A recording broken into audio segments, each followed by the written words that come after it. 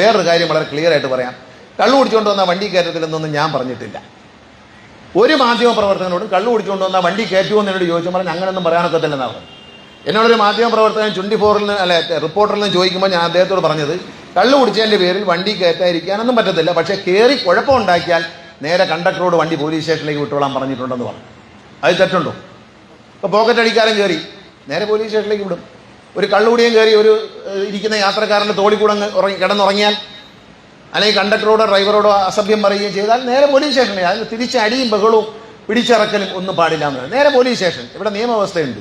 വണ്ടി നേരെ പോലീസ് സ്റ്റേഷനോട് വിട്ടോളാം കണ്ടക്ടർമാർക്ക് നിർദ്ദേശം കൊടുത്തിട്ടുണ്ട്. അല്ലാതെ ഞാൻ ആരോടും കള്ളു കുടിച്ച് വരുന്നവരെ വണ്ടി കയറ്റരുതെന്ന് പറഞ്ഞില്ല. പക്ഷേ ഒരു കാര്യം കൂടി പറഞ്ഞുതരാം.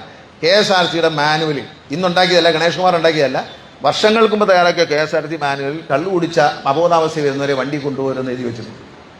ഞാൻ പറഞ്ഞതല്ല, നിയമത്തിൽ അങ്ങനെയുണ്ട്. KSRTC മാനുവലിൽ ഈ മാധ്യമപ്രവർത്തകൻ പറഞ്ഞത് ഞാൻ പറഞ്ഞു എന്നുള്ള ഭാഗം വിടുക, ഞാൻ പറഞ്ഞിട്ടില്ല. പക്ഷേ അദ്ദേഹം പറഞ്ഞതിലൊരു ന്യായമുണ്ട്. കള്ളു കുടിച്ച് വരുന്നവനെ അവർ തെറ്റല്ല പറഞ്ഞു, കള്ളു കുടിച്ച് വരുന്നവരെ വണ്ടി കയറ്റിക്കൊണ്ട് പോരുമെന്ന് KSRTCയുടെ മാനുവലിൽ പറഞ്ഞിട്ടുണ്ട്.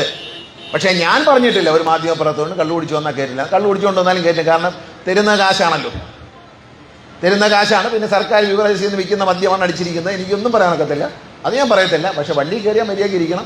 അവിടെ സ്ത്രീകളെ ശല്യം ചെയ്യുകയോ സഹയാത്രകരെ ശല്യം ചെയ്യുകയോ കണ്ടക്ടറെ ഡ്രൈവറെ ഉപദ്രവിക്കുകയോ ചെയ്താൽ പോലീസ് സ്റ്റേഷനിലേക്ക് വിട്ടോളാൻ കണ്ടക്ടർമാർക്ക് നിർദ്ദേശം കൊടുത്തിട്ടുണ്ട്, ഡ്രൈവർമാർക്കും. അത് അവർ പോലീസ് സ്റ്റേഷനിലേക്ക് വിട്ടാൽ ഡ്രൈവർക്കും കണ്ടക്ടർക്കും ഒരു കുഴപ്പമില്ല. പോലീസിൽ ഏൽപ്പിക്കുക, പോവുക.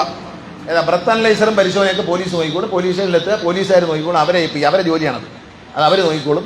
അല്ലാതെ ഞാൻ ഒരാളോടും ഇത് വെറുതെ പ്രചരിപ്പിക്കുന്നുണ്ട്. ഞാൻ ഒരാളോടും കള്ളു കുടിച്ച് വന്നാൽ വണ്ടി കയറ്റത്തില്ലെന്ന് പറഞ്ഞിട്ടില്ല.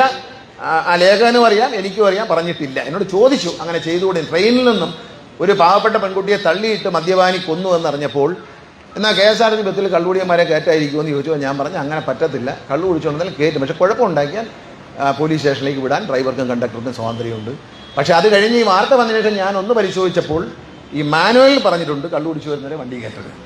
അത് അദ്ദേഹം ഈ ലേഖകൻ പറഞ്ഞ കറക്റ്റാണ്. ഗണേഷ് കുമാർ പറഞ്ഞതല്ല, മാനുവലിൽ പറഞ്ഞിട്ടുണ്ട് കള്ളു കുടിച്ചു തരണം. അത് വളരെ ക്ലിയർ ആക്കിക്കൊള്ളണം. എല്ലാ മാധ്യമങ്ങളും ഉള്ളതുകൊണ്ട് പറയുന്നതാണ്. ഞാൻ അങ്ങനെ ആവശ്യമില്ലാത്ത കാര്യമൊന്നും പറയത്തില്ല. എനിക്കിതിനകത്ത് കയറാൻ വരുന്ന ഒരാളുടെയും പൈസ KSRTCയുടെ ബാഗിൽ വീഴട്ടെ എന്ന് ആഗ്രഹിക്കുന്ന ആളാണ്.